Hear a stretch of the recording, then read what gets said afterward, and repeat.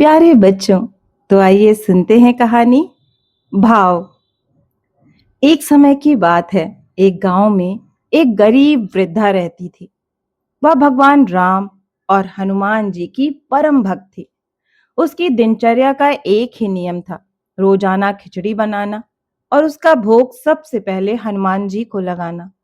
वह मन ही मन प्रार्थना करती, हे बजरंगबली, आओ और मेरी खिचड़ी का भोग स्वीकार करो।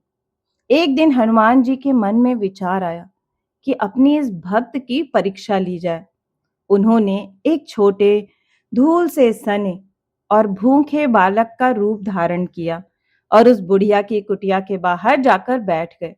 जब बुढ़िया खिचड़ी लेकर भोग लगाने बैठी, तो बालक ने धीमे स्वर में कहा, माँ, बहुत भूख लगी है, क्या कुछ खाने को मिलेगा?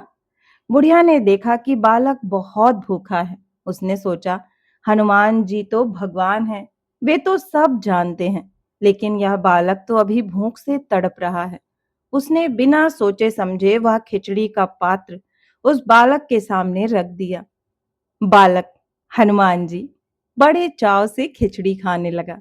बुढ़िया उसे देखकर निहाल हो रही थी, लेकिन बालक शरारत पर उतर आया। उसने थोड़ी खिचड़ी खाई और बाकी अपने हाथों, मुंह और कपड़ों पर लपेट ली।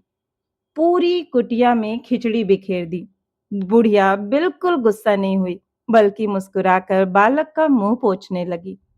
बालक ने पूछा, माँ, तूने यह खाना अपने भगवान के लिए बनाया था, मैंने तो सब खराब कर दिया, क्या तुझे दुख नहीं हुआ?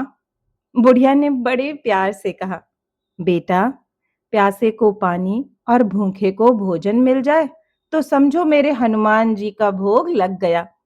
तूने पेट भर कर खाया, मेरी भक्ति सफल हो गई। इतना सुनते ही वह बालक अपने असली रूप में प्रकट हो गया।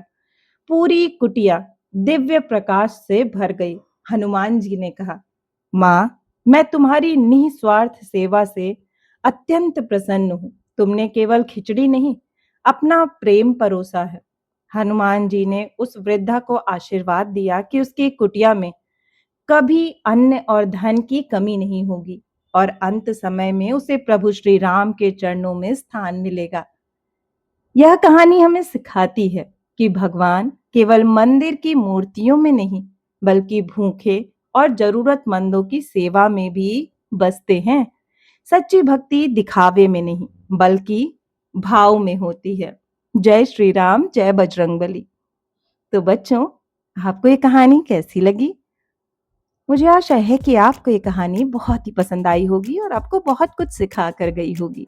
अगर आपको ये कहानी पसंद आई है तो इसे अपने दोस्तों के साथ शेयर करें और इसी तरह की धार्मिक मनोरंजक कहानियां सुनना चाहते हैं तो इस चैनल से जुड़ें और इसे सब्सक्राइब करना ना भूलें।